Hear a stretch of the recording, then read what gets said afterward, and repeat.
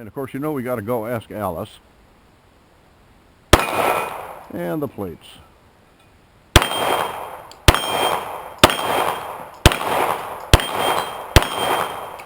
Can I do a 3-inch down there at the bottom? Oh, of course I can. So enter Magnum Research, a collaboration with Walther Arms.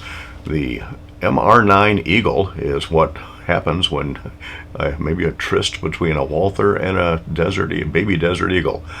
Stick around, we're going to talk about it.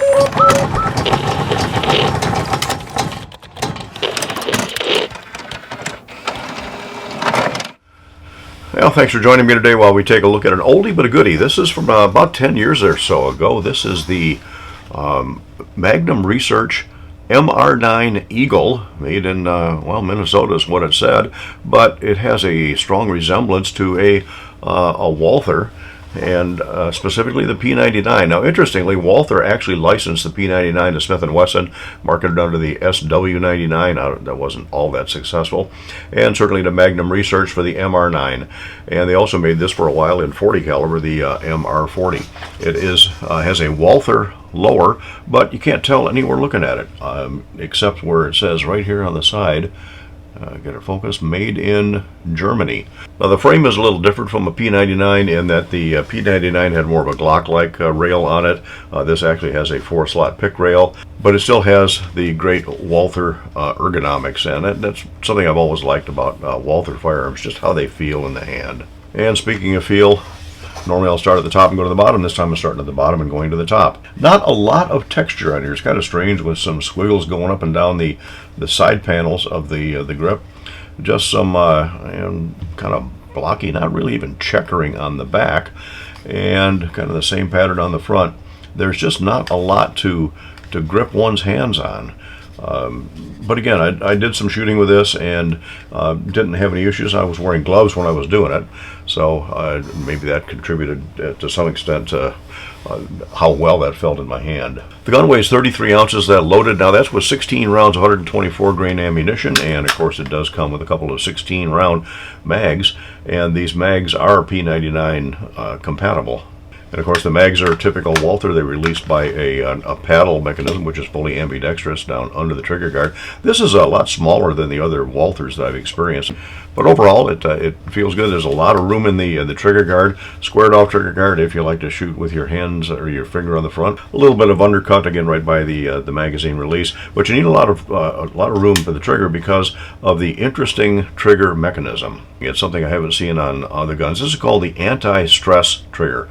Now you can see that having racked the action, by the way, the gun is unloaded, no magazine, nothing. That's for the YouTube manual reviewers to know that I'm handling this in a safe environment. Very long take up on the trigger. That's the anti-stress trigger, and it's less than 1 pound pressure to get it to there. Once it sets and locks in that position, there's quite a bit of movement, a lot of sponginess until you get right there, and it's actually not pivoting right here. It's pivoting back here farther, so the trigger is actually sliding to the rear a little bit. Get to a wall, and it goes off a pretty nice feel. It's about 3.5 pounds. And then when the gun cycles, there's an extremely short, well, in fact, I wasn't even ready for that, extremely short reset, although it does have a lot of movement, and there's a lot of take up. But if you shoot to the reset, you can shoot really fast with this anti-stress trigger. Now, the other thing, though, is right now it's in single action mode. There's a decocking mechanism right here in the top of the slide, and that puts the trigger back now into full double action mode.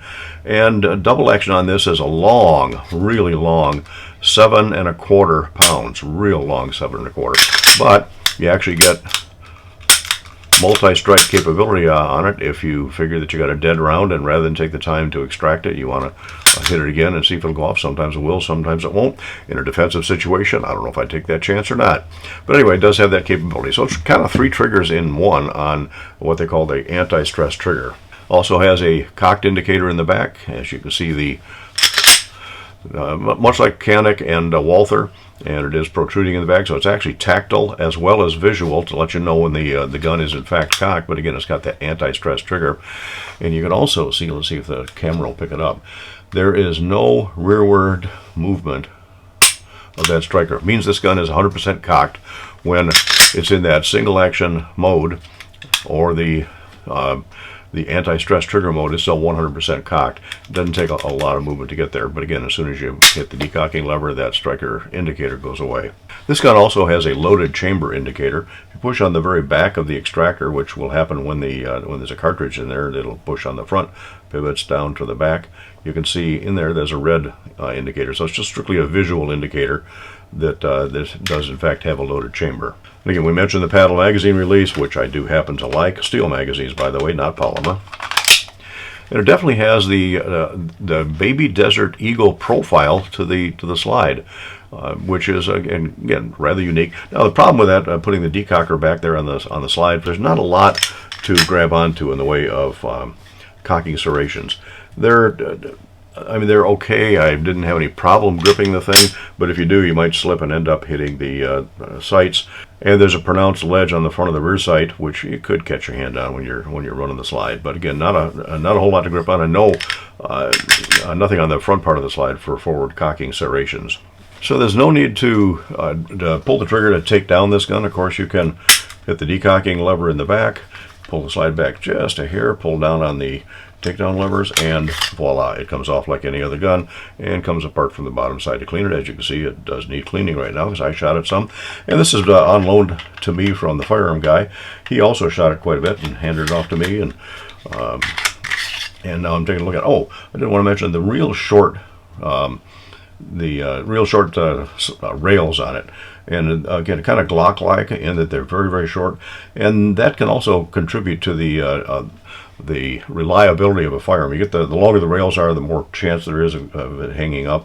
That's why even Wilson now has gone to a shorter rails on some of their newer guns. So again, I did shoot it, and I'll talk about the sights here in just a minute, but they didn't work well for me. Now, I'm an iron sight guy. I like iron sights. I go back a number of decades with irons. And I haven't painted my targets lately. It's cold out here, and paint doesn't like to adhere to really cold metal, and therefore they weren't all that as visible, particularly when I was shooting at the sundowns. And it worked okay at 12 yards. And 25 yards I did struggle, and even 50 I did have to struggle, and didn't dare go beyond about the 10-inch plate. I'm not sure that I would have gotten down to the 8, certainly not the 6, because I don't like 3-dot sights. Now, I'm not using the dot, any of the dots. I'm aligning the angles of the front and the rear sight to get my sight alignment. But again, that picture in poor lighting conditions against dark targets doesn't always work that well. So that's my excuse, and I'm sticking to it. But again, the gun is perfectly capable of hitting everything that I need to hit. I wasn't. So we'll roll some footage in here, and then we'll come to our conclusion. Start with the white raccoon. They're over on the right. Oh, come on. There we go. Crow next to him.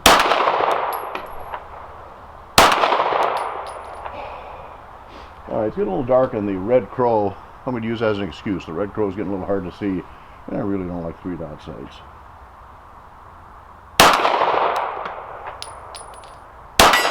There we go. Head flipper on the black silhouette.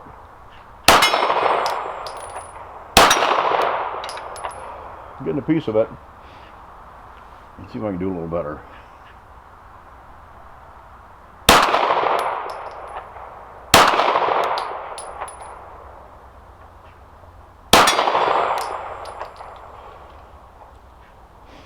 It's shooting beautiful, and it's not like I'm not used to iron sights.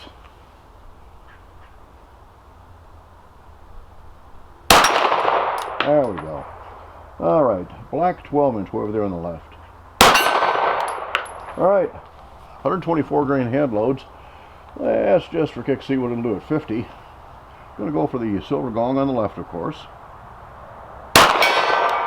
16-inch high right. Come on. There we go, 12-inch below it.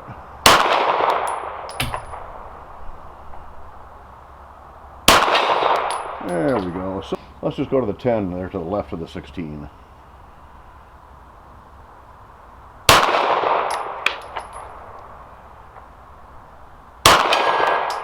There we go. Right, I only got a little bit of ammo left, so I want to save that for 12. Got a few rounds left. Let's just see what it'll do here at 12 yards. And of course, we got to go ask Alice. And the plates.